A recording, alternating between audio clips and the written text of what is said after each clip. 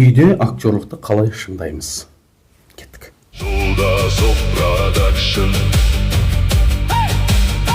Нөмір 1. Үйде актерлықты шыңдау үшін үнемі жаттығу формасында жұмыс жасап жүруіміз керек. Өйткені үйде сахна жоқ. Жаттығу нөмір 1. Телевизор көргенде, телефон қараған кезде, журнал, кітап оқығанда да арқаңмен дуалға тікесінен сүйкеніп тұрып оқуға тырыс. Телевизорге қарап көре бер сериалында. Бірақ арқаңда басыңмен бірге қабырғаға тигізіп тұр. Бұл сенің бойыңды түзулікке және бүкіл денеңді бақылауға ұстауға үйретеді. Бұл бірінші жаттығу. Екінші жаттығу. Үй жұмыстарын жасаған кезде кілем жуу, огородты жерді қазу, тамақ жасау, көлік жуу, жер аудару, тағы да сол сияқты көптеген үйдің шаруаларын жасап жүргенде міндетті түрде құр жүрмей ән салып, билеп жүруге тырысу керек. Неге? Өйткені сен осындай дүниелер жасау арқылы өзіңнің комплексіңді жая бастайсың. Іштегі зажим, ішіңді қысып тұрған дүниелер сыртқа шыға бастайды. Сонда түбінде сен тек қана кілем жуған адам болып қалып қоймайсың. Сен кілем жуа отырып, актерлік қабілетіңді шыңдап отырасың. Көшеде, үйде, серуенде, паркте жүргенде, кешкі серуенге шыққанда басыңа кітап қойып жүруді әдетке айналдыр. Өйткені кітап қойып жүру арқылы сен өзіңнің денеңді үнемі бақылауда ұстайтын боласың.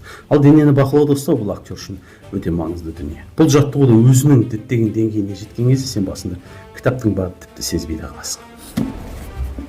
Нөмір 4. Үйде міндетті түрде фильмдерден, спектакльдерден, білмеймін, сен кадрларды алып міндетті түрде қайтала. Өзің есікті ішінен жауып ал бөлмең, сөйтпе содағы болып жатқан оқиғаларды. Троя фильмдегі Еленаның образын ал, соның сөздерін жаттап ал да, дәл солай ойнап көр. Сен ешкім көріп тұрған жоқ, бірақ сен актерлік үйді шыңдап жатсың. Нөмір 5. Этюд жаса. Дәл солай. Қолында ешқандай зат болмай, затсыз әрекет жасап үйрен. Мысалға, қорапшадан спичканы жағу. Не болмаса вилкамен, шанышқымен тамақ жеу, жіпті иненің тесігінен өткізу деген сияқты дүниелерді үйде қайта жасай бер. Сәл қолың босаған кезде осы жаттығуды жасай беретін болсаң, сенің актерлік қабілетің үйде де шыңдала беретін болады. 6. Оқы. Оқы және оқы. Владимир Ильич Ленин айтпаған бұны. Бұл Құраннан.